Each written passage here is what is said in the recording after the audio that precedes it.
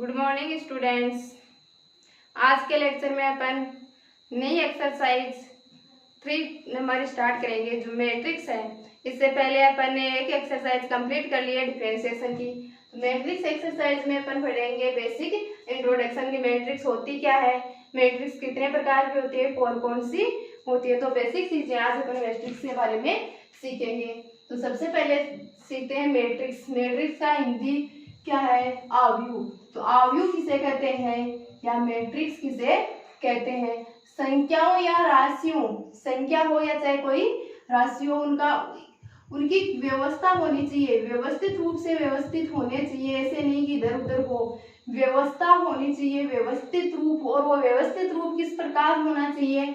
या तो आयताकार हो या वर्गाकार हो। तो अपन क्या कहेंगे? संख्याओं या राशियों के व्यवस्थित रूप को आव्यूह कहते हैं। और वो व्यवस्थित रूप किस प्रकार का होना चाहिए? या तो आयताकार रूप में होना चाहिए या वर्गाकार रूप में होना चाहिए। और मैट्रिक्स को अपन ब्रैकेट में बंद करते हैं, और ये जरूरी नहीं है कि स्मॉल ब्रैकेट में बंद करें, बड़े ब्रैकेट में बंद करें।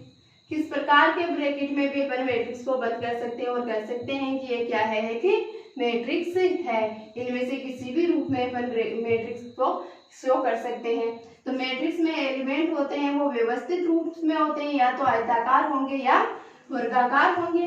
तो मैं ले लेती हूँ आयताकार रूप में, सॉरी वर्गाकार रूप में हो गया, जिसमें क्या है, जो क्षैतिज रेखाएं होगी उनको तो अपन बोलेंगे पंक्ति। क्या बोलेंगे? पंक्ति, रो। और जो ऊर्ध्वाधर रेखा होगी उनको क्या बोलेंगे? स्तंभ बोलेंगे। क्या बोलेंगे? स्तंभ। तो मैट्रिक्स में क्या होती है? रो होती है, साथ में स्तंभ होते हैं। अगर मैट्रिक्स में रो और स्तंभ की संख्या यानी पंक्ति और स्तंभ की संख्या समान हो तो अपन कहेंगे कि मैट्रिक्स कैसा है? वर्गाकार मैट्रिक्स है। और अगर अपने मैट्रिक्स में रो और स्तंभ की संख्या समान न हो तो अपन कहेंगे, रो और स्तंभ की संख्या समान न हो तो अपन कहेंगे जो मैट्रिक्स है अपने पास वो आयताकार मैट्रिक्स है। यहाँ पर देखो, एक रो दो रो, कितनी रो हुई? 2 रो। और स्तंभ कितने हुए? 1 और 2। स्तंभ कितने हुए? 2। 2 ही पंक्ति और 2 ही स्तंभ है। इसका मतलब मैट्रिक्स कैसी होगी? वर्गाकार होगी। और यहाँ देखिए 1 और 2, पंक्तियां कितनी है? 2 है। और स्तंभ कितने हैं? 1, 2 और 3। 3 स्तंभ है। तो क्या 2 और 3 इक्वल होते हैं? नहीं होते। तो अपन कहेंगे कि जो मैट्रिक्स है वो किस रूप की है? आयताकार मैट्रिक्स है। इतना जान लिया। अब मैट्रिक्स का अपन क्रम निर्धारित करते हैं। मैट्रिक्स का क्रम निर्धारित कैसे करते हैं? जैसे अपनी ये मैट्रिक्स है A B C D। तो अपने पास 2 रो आई थी, तो पहले रो इंटू स्तंभ कितने थे? 2 स्तंभ थे, इंटू 2 यानी 2/2 की मैट्रिक्स अपने पास है। किस प्रकार से? पंक्तियों की संख्या गुणा स्तंभों की संख्या। कैसे निरूपित करते हैं ऑर्डर को? इसे बोलते हैं क्रम, कि अपने पास कितने क्रम की मैट्रिक्स है। तो कितने क्रम की हुई? 2/2 क्रम की मैट्रिक्स हो गई। जैसे अपने को ये दे दे कि कोई मैट्रिक्स 3/5 क्रम की लिखो, तो 3/5 क्रम की मैट्रिक्स लिखने का मतलब उसमें 3 तो पंक्तियां लिखनी है अपने को और 5 स्तंभ लिखने हैं। यानी पंक्तियों की संख्या 3 आनी चाहिए और स्तंभों की संख्या 5 आनी चाहिए। तो ये क्या होता है? मैट्रिक्स का क्रम होता है जो मैट्रिक्स के सापेक्ष में दर्शाया जाता है। समझ गए? तो अपन 3/5 की मैट्रिक्स लिखते हैं। और मैट्रिक्स लिखने से पहले अपन मैट्रिक्स के अवयवों को समझ लेते हैं कि उसको किस प्रकार से लिखा जाता है। जैसे ये मैट्रिक्स का अवयव है A, ये कौन सी पंक्ति का अवयव है? पहली पंक्ति का अवयव है। और कौन से स्तंभ का अवयव है? स्तंभ भी कौन सा है? ये पहला है, यानी 1 का अवयव है। और इसके एक सफिक्स या पदांक बोलते हैं हिंदी में। इसे हिंदी में क्या बोलते हैं? पदांक। और इंग्लिश में बोलते हैं सबस्क्रिप्ट। क्या बोलते हैं? सबस्क्रिप्ट। तो एक सबस्क्रिप्ट में उसका पहले तो पंक्ति का क्रम फिर स्तंभ का क्रम लिखकर अपन लिख देते हैं कि ये इतने पंक्ति, फर्स्ट पंक्ति और फर्स्ट स्तंभ का अवयव है। इसी प्रकार अगर ये लिखा होता A1 2, तो पंक्ति कौन सी होती? फर्स्ट, और स्तंभ कौन सा होता? सेकेंड। तो अपनी मैट्रिक्स में देखकर बताओ कि फर्स्ट पंक्ति और सेकंड स्तंभ का अवयव कौन सा है। तो फर्स्ट पंक्ति ये है, तो फर्स्ट पंक्ति में तो पंक्ति में ए और बी में से कौन सा होगा। अब किसका देखना है, सेकंड स्तंभ का। तो सेकंड स्तंभ, फर्स्ट स्तंभ और सेकंड स्तंभ। सेकंड स्तंभ में क्या आया, बी। तो A1 2 इक्वल क्या आएगा, अपने पास एलिमेंट बी आएगा। तो अपने पास मैट्रिक्स का क्रम देखकर अपने को ये पूछे कि इस मैट्रिक्स को व्यवस्थित करो, तो अपने पास सिर्फ अपने को मैट्रिक्स का क्रम दिया है कि जो मैट्रिक्स है वो 3/5 क्रम की है, उसे आप शो करो। तो अपने पास एलिमेंट नहीं देता है कि उसमें 2 3 4 5 6 7 कौन से एलिमेंट आएंगे, तो अपन इस रूप में इसको व्यवस्थित कर देंगे। A11 यानी पहली पंक्ति पहला स्तंभ। पहले मैं पंक्तियां लिख लेती हूँ, कितनी पंक्तियां लिखनी है अपने को, 3 पंक्तियां लिखनी है। A11 या साथ में चलते हैं, A11 हो गया। फिर स्तंभ लिख रहे हैं 5, तो A12 पहली पंक्ति में 5 तक चलेंगे तब जाकर 5 स्तंभ होंगे। पंक्ति तो फर्स्ट ही चलती जाएगी लेकिन स्तंभों की संख्या बढ़ती जाएगी। A12, A13, A14, A15 स्तंभ कितने हो गए, 5 हो गए। पंक्ति कितनी चाहिए अपने को, 3 चाहिए। कितनी पंक्ति बनी है अभी तक, तो सिर्फ 1 पंक्ति बनी है अपने पास। तो A21 दूसरी पंक्ति पहला स्तंभ और ये पहला स्तंभ यहाँ था। फिर A22 दूसरी पंक्ति दूसरा स्तंभ। A23 किसकी संख्या बढ़ती जा रही है, पंक्ति सेम है, स्तंभों की संख्या बढ़ती जा रही है। A24, A25। इसी प्रकार तीसरी पंक्ति में क्या आ जाएगा, A31, A32 स्तंभों की संख्या बढ़ती जा रही है। A33, A34, A35 किस क्रम की मैट्रिक्स हो गई, देख लो। पंक्तियों की संख्या कितनी है, 3 है, तो पंक्ति हो गई 3 इंटू स्तंभों की संख्या कितनी है, 5 है, तो स्तंभों की संख्या हो गई 5। अब इस मैट्रिक्स को अपन, ये मैट्रिक्स हो गई, इसको अपन कैपिटल लेटर से व्यक्त करते हैं। मैंने व्यक्त कर दिया कि A इक्वल, तो ये A किसको दर्शाएगा, जो कैपिटल A है वो मैट्रिक्स को दर्शाएगा। तो मैट्रिक्स को कैसे लेटर से व्यक्त करते हैं, कैपिटल लेटर से व्यक्त करते हैं। ये कैपिटल A है वो अपनी मैट्रिक्स को दर्शाएगा। अब इस मैट्रिक्स को अपन व्यापक रूप में किस प्रकार शो कर सकते हैं, मैट्रिक्स A इक्वल टू व्यापक रूप में अपन लिख सकते हैं इसे AIJ। क्या लिख सकते हैं, AIJ।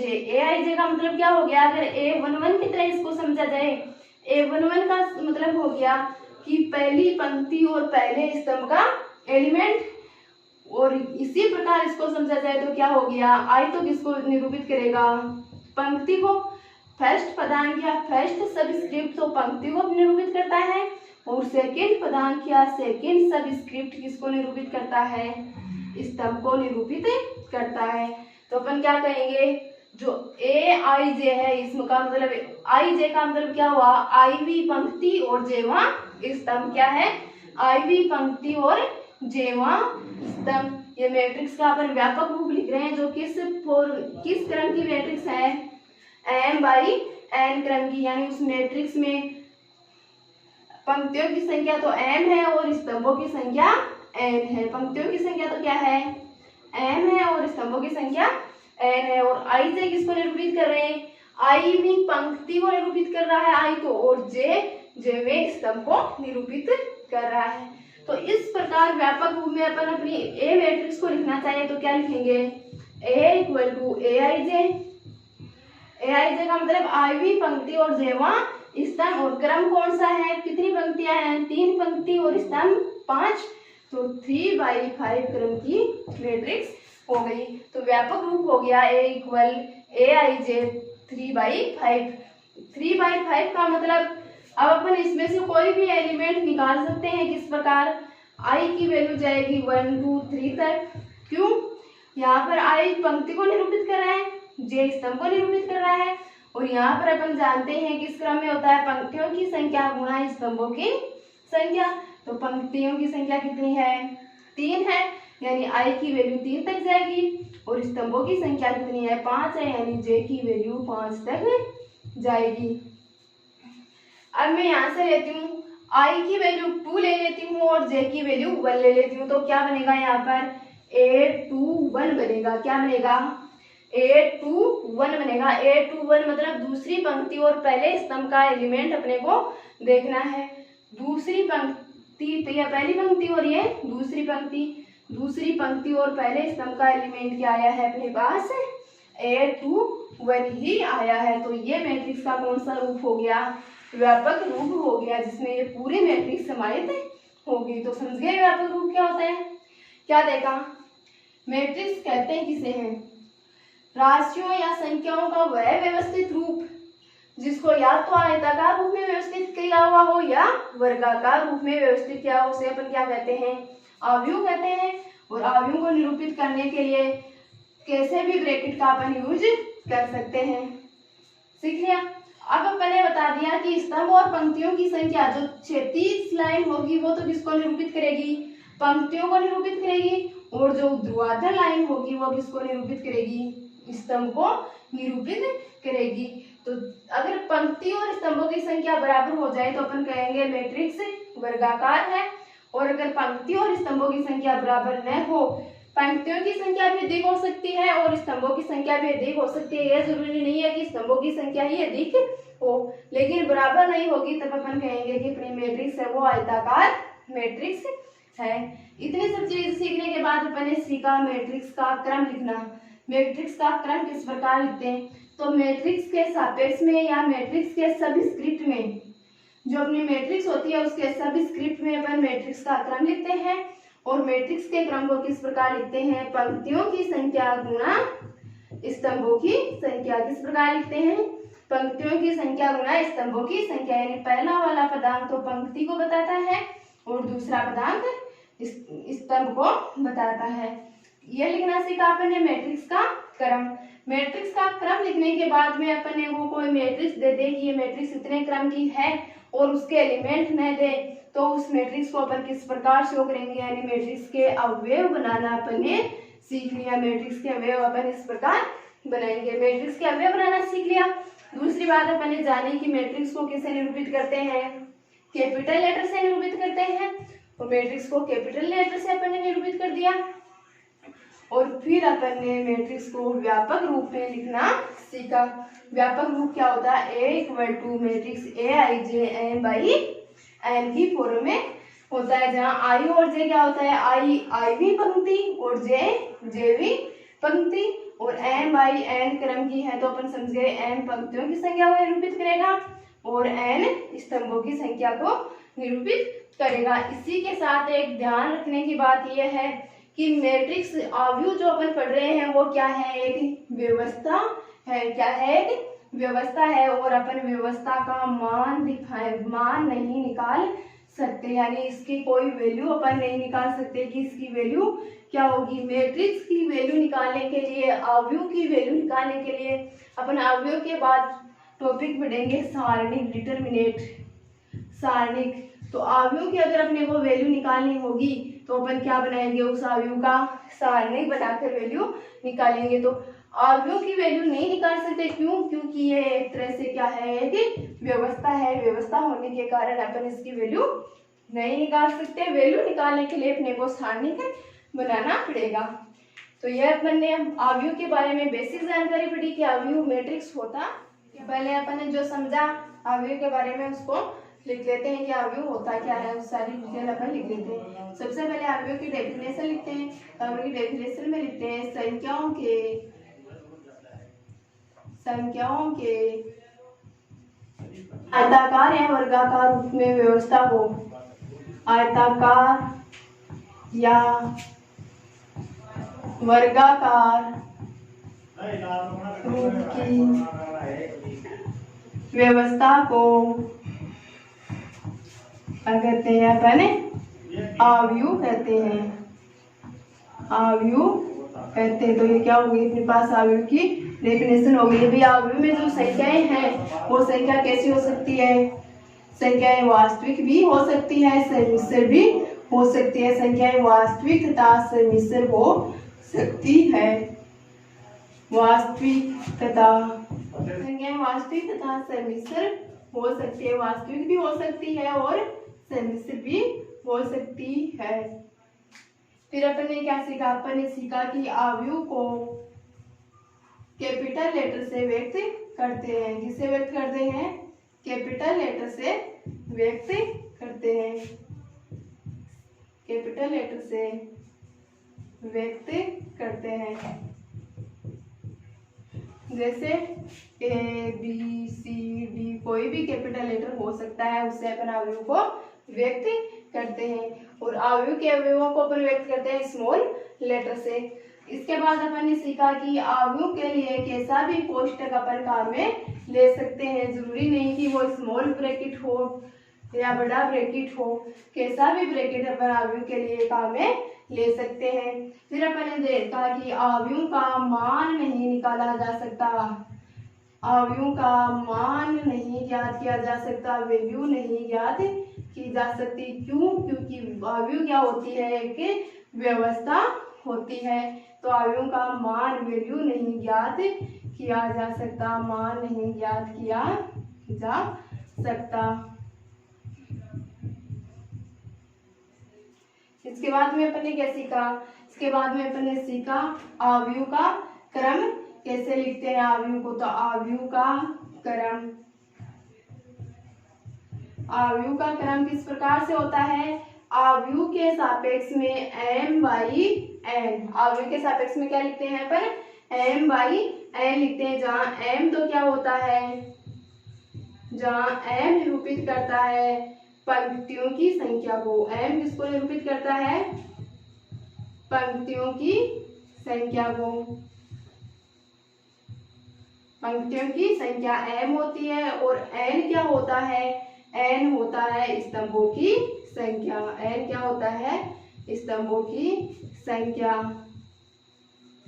और यही देख लेते हैं पंक्तियों की संख्या। पंक्तियां कौन सी होती है?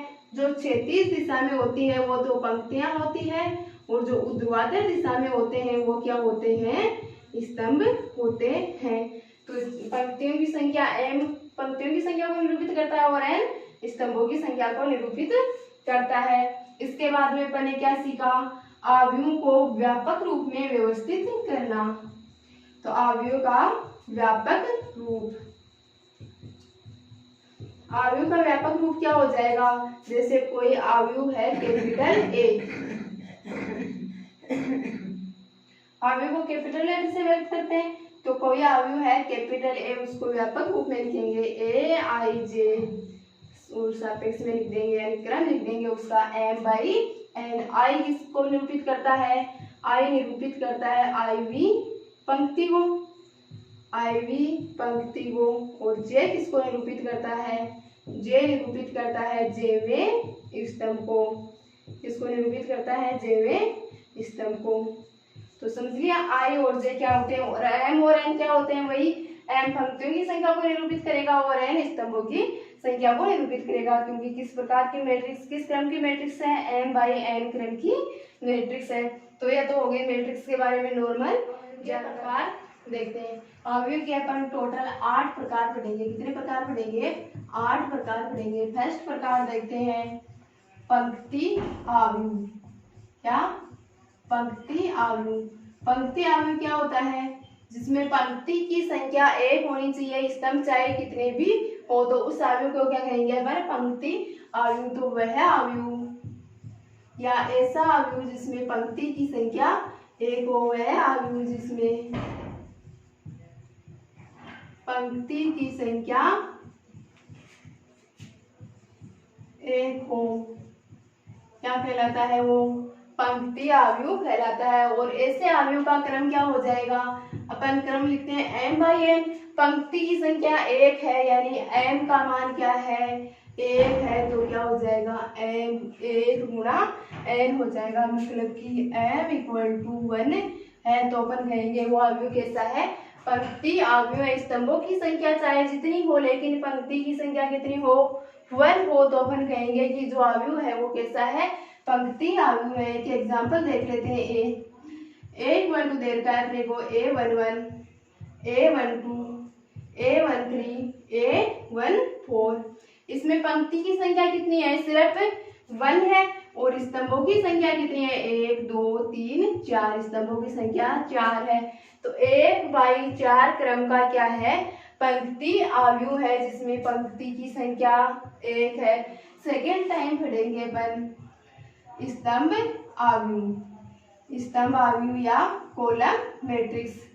स्तंभ आव्यूह या कॉलम मैट्रिक्स में क्या होगा, पंक्ति मैट्रिक्स में था पंक्ति की संख्या 1, अब स्तंभ आव्यूह है तो इसमें क्या होगा, स्तंभों की संख्या, स्तंभ की संख्या 1 होगी। स्तंभों तो कैसे बोल सकते हैं, एक के लिए तो एक वचन नहीं आएगा, स्तंभ की संख्या क्या होगी, 1 होगी। तो अपन लिखेंगे ऐसा आव्यूह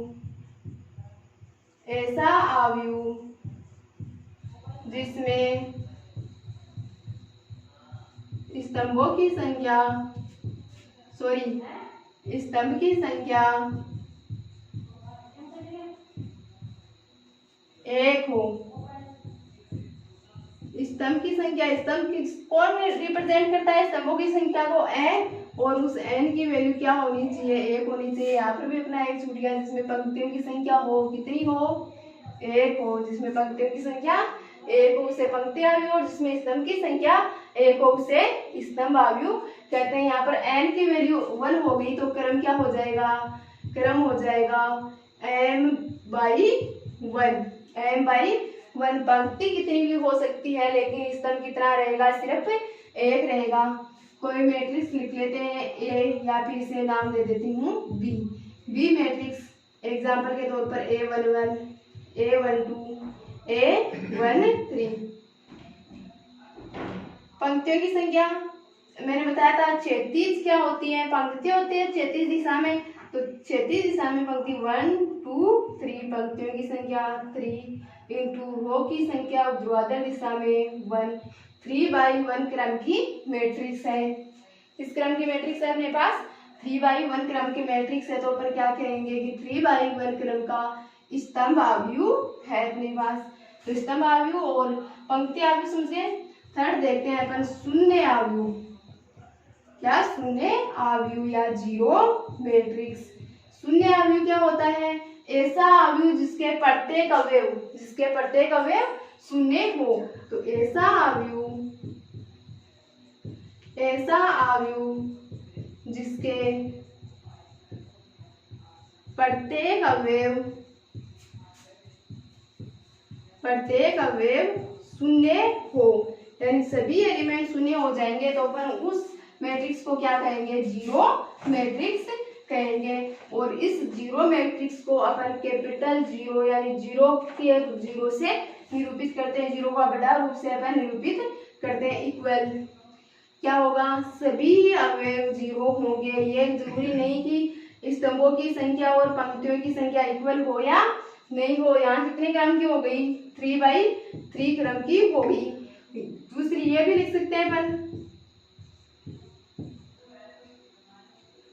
ये भी क्या है, जीरो मैट्रिक्स है। कितने क्रम की है, पंक्तियों की संख्या 1 और कॉलम की संख्या 3, तो 1/3 क्रम की जीरो मैट्रिक्स है। जीरो मैट्रिक्स का मतलब भी क्या है, ऐसा आव्यूह जिसके प्रत्येक अवयव शून्य हो, यानी सारे एलिमेंट शून्य हो जाए तो अपन उस आव्यूह को कहेंगे शून्य आव्यूह या जीरो मैट्रिक्स। और फोर्थ टाइप देखते हैं वर्ग मैट्रिक्स या वर्ग आव्यूह। ऐसा आव्यूह जिसकी व्यवस्था कैसी हो, वर्गाकार हो, उसको क्या कहेंगे, वर्ग आव्यूह कहेंगे। या ऐसा आव्यूह जिसमें पंक्ति और स्तंभ की संख्या बराबर हो तो उसे भी अपन क्या कह देंगे, वर्ग आव्यूह कह देंगे। तो ऐसा आव्यूह जिसमें पंक्ति तथा स्तंभों की संख्या पंक्तियों तथा स्तंभों की संख्या समान हो, पंक्तियों तथा स्तंभों की संख्या समान हो, क्या कहलाएगा, वर्ग आव्यूह कहलाएगा। एग्जाम्पल देखते हैं, A=, A11, A12, A21, A22। क्या है, दो ही पंक्तियां हैं और दो ही स्तंभ है, तो अपन कहेंगे कि ऐसा आव्यूह है वर्गाकार आव्यूह। तो ऐसा आव्यूह जिसमें पंक्ति और स्तंभों की संख्या समान हो तो वो क्या होता है, वर्गाकार आव्यूह होता है। यानी m=n आ जाए, क्या आ जाए, m=n आ जाए तो अपन उस आव्यूह को कहते हैं वर्ग आव्यूह। तो तो अवयव के 4 टाइप पढ़े अपन ने, समझ में आ गए। अच्छी तरह से एक बार रिवाइज करा देती हूँ। पंक्ति अवयव, वह अवयव जिसमें पंक्तियों की संख्या एक हो क्या कहलाएगा, पंक्ति अवयव कहलाएगा। स्तंभ पर कोई प्रतिबंध नहीं है, स्तंभों की संख्या कितनी भी हो सकती है। सेकंड अपन ने देखा स्तंभ अवयव या कॉलम मैट्रिक्स। तो ऐसा अवयव जिसमें स्तंभों की संख्या एक हो, इसमें स्तंभ कितना होना चाहिए, सिर्फ एक होना चाहिए। पंक्तियों पर कोई बाउंडेशन नहीं है कि पंक्तियों की संख्या कितनी हो, पंक्तियों की संख्या कितनी भी हो सकती है। थर्ड अपन ने देखा शून्य अवयव। शून्य अवयव में क्या, ऐसा अवयव जिसके प्रत्येक अवयव शून्य हो, यानी सारे के सारे एलिमेंट शून्य हो जाए तो उसे अपन क्या कहेंगे, शून्य अवयव कहेंगे। और फोर्थ पढ़ा अपने वर्ग अवयव। वर्ग अवयव कौन सा होता है, ऐसा अवयव जिसमें पंक्ति तथा स्तंभों की संख्या, पंक्तियों और स्तंभों की संख्या समान हो जाए और पंक्तियों की संख्या को m दर्शाता है और स्तंभों की संख्या को n दर्शाता है, यानी m और n इक्वल हो जाए तो उसे अपन क्या कहेंगे, वर्ग अवयव कहेंगे। तो ये अपन वर्ग अवयव शो कर दिया है, वर्ग अवयव का एग्जांपल दिखा दिया। आगे के टाइप देखते हैं। पांचवा प्रकार देखते हैं विकिरण अवयव। तो विकिरण अवयव कैसे कहते हैं, वह वर्ग अवयव, वह वर्ग अवयव जिसके मुख्य विकिरण के अतिरिक्त सभी अवयव शून्य हो। वर्ग अवयव के मुख्य विकिरण के अतिरिक्त सभी अवयव शून्य होंगे तो उसे क्या कहेंगे, विकिरण अवयव कहेंगे। मुख्य विकिरण के अतिरिक्त सभी अवयव शून्य हो,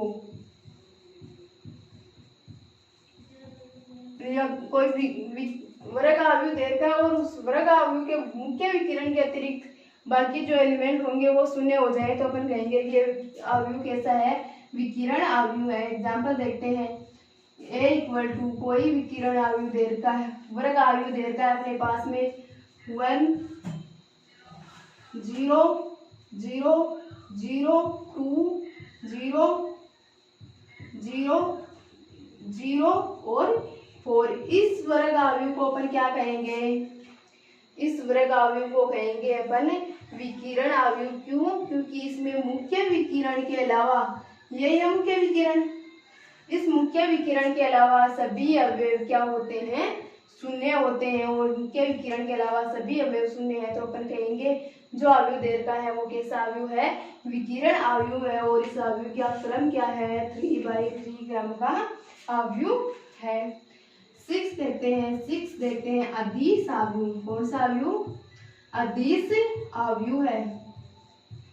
अदिश अवयव क्या होता है, ऐसा विकिरण अवयव, ऐसा विकिरण अवयव जिसमें विकिरण के सभी अवयव समान हो, जिसमें विकिरण के सभी अवयव समान हो। यानी यहाँ पे 1 2 4 दे रखा है, इसकी जगह सभी समान 2 2 2 या 3 3 3 4 4 4 ऐसे होने चाहिए तो वह विकिरण अवयव है। कौन सा अवयव, ऐसा विकिरण अवयव अदिश अवयव कहलाएगा जिसमें मुख्य विकिरण के सभी अवयव समान हो। तो कहेंगे वह विकिरण अवयव जिसमें मुख्य विकिरण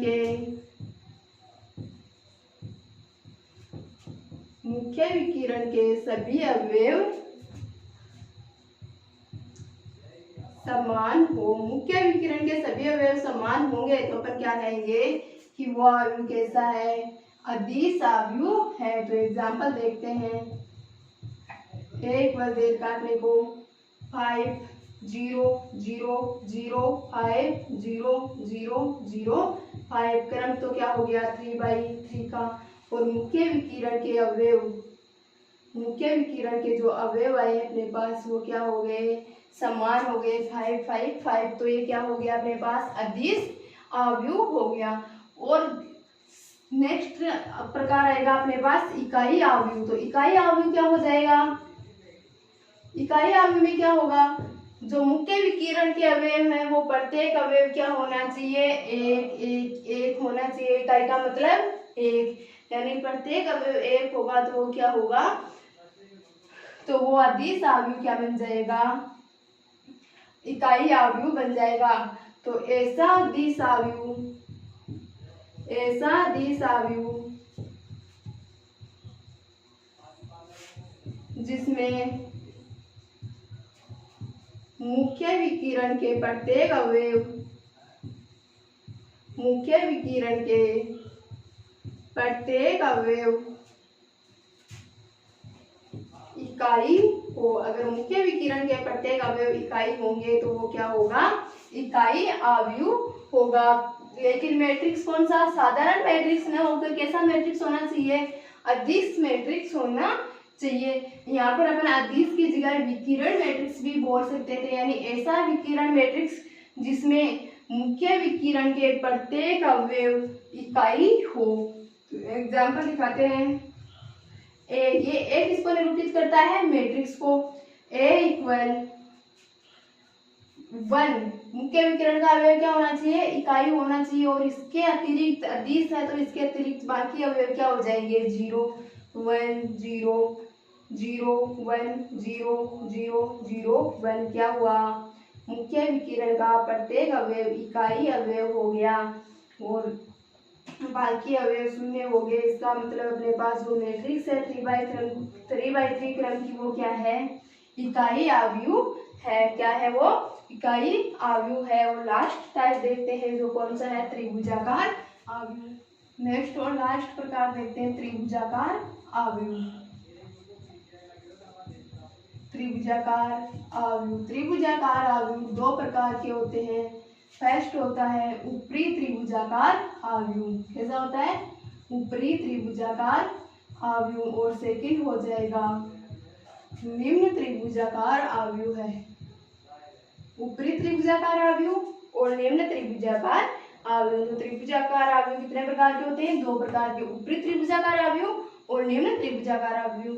ऊपरी त्रिभुजाकार आव्यूह किसे कहते हैं, ऐसा वर्ग मैट्रिक्स, क्या लेना है, मैट्रिक्स किस प्रकार का होना चाहिए, आयताकार न होकर वर्ग होना चाहिए। ऐसा वर्ग आव्यूह जिसमें मुख्य विकिरण के नीचे के अवयव, मुख्य विकिरण के नीचे के सभी अवयव शून्य हो, नीचे के सभी अवयव शून्य हो।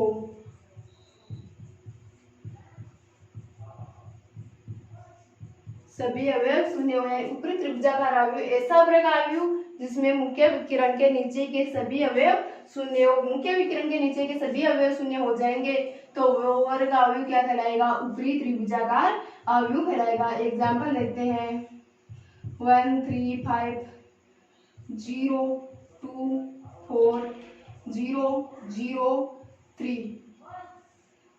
इसमें क्या हुआ, ये तो क्या है अपने पास मुख्य विकिरण, क्या है, मुख्य विकिरण। और ये सारे एलिमेंट क्या है, मुख्य विकिरण के ऊपर के एलिमेंट, और ये क्या है, मुख्य विकिरण के नीचे के एलिमेंट या अवयव। तो अपन मुख्य विकिरण के नीचे की सभी अवयव शून्य हो रहे हैं, तो ये किस क्रम का हो गया, 3/3 क्रम का ऊपरी त्रिभुजाकार आव्यूह हो गया। ये मुख्य विकिरण जो होता है वो किसमें होता है, सिर्फ वर्गाकार आव्यूह में ही बनता है। ये आयताकार आव्यूह में मुख्य विकिरण नहीं बनता है। सेकेंड टाइप देखते हैं इसका। सेकेंड टाइप क्या होता है, निम्न त्रिभुजाकार आव्यूह। निम्न त्रिभुजाकार आव्यूह है।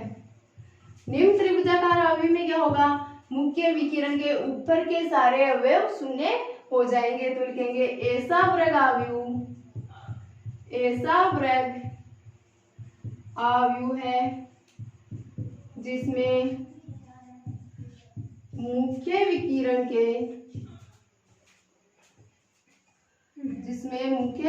के निम्न है, तो ध्यान रखना ऊपर के सभी अवयव शून्य होंगे। ऊपर के सभी अवयव शून्य होंगे। क्या होंगे, ऊपर के सभी अवयव शून्य होंगे। एग्जाम्पल देखते हैं। ए मैट्रिक्स दे रखा है अपने को 1 0 0 2 3 0 0 0 5। क्या हो गया, मुख्य विकिरण 1 3 5 हो गया। और मुख्य विकिरण के ऊपर के सभी अवयव हो गए अपने पास जीरो, और मुख्य विकिरण के नीचे के अवयवों में भी 2 जीरो दे रखे हैं, लेकिन क्या सभी अवयव जीरो हैं? क्या सभी अवयव जीरो नहीं है। तो अपन इसे कह सकते हैं कि यह 3/3 क्रम की क्या है? निम्न त्रिभुजाकार आव्यूह है। निम्न त्रिभुजाकार आव्यूह में क्या ध्यान रखना है? मुख्य विकिरण के ऊपर के सभी अवयव शून्य हो जाने चाहिए। इसके नीचे के अवयव शून्य हो या न हो इससे कोई मतलब नहीं है, लेकिन सारे शून्य नहीं होने चाहिए। शून्य हो सकते हैं लेकिन सारे अवयव शून्य नहीं होने चाहिए। तो यहाँ पर एक अवयव ऐसा रह गया जो शून्य नहीं है, तो अपन इसे क्या कहेंगे कि निम्न त्रिभुजाकार आव्यूह है। इसी प्रकार ऊपरी त्रिभुजाकार आव्यूह में भी 2 एलिमेंट जीरो हो सकते थे, इनमें से एक जीरो नहीं होता तो भी ये क्या होता? ऊपरी त्रिभुजाकार आव्यूह। क्यों? क्योंकि इसमें नीचे के मुख्य विकिरण के नीचे के सभी अवयव क्या है? जीरो हैं। तो ये अपने 8 टाइप्स पढ़ लिए इसके, जो आव्यूह के 8 प्रकार होते हैं। और आव्यूह के गुणधर्म की अपन नेक्स्ट लेक्चर में चर्चा करेंगे। आव्यूह का बेसिक अपने सीखा कि आव्यूह होता क्या है।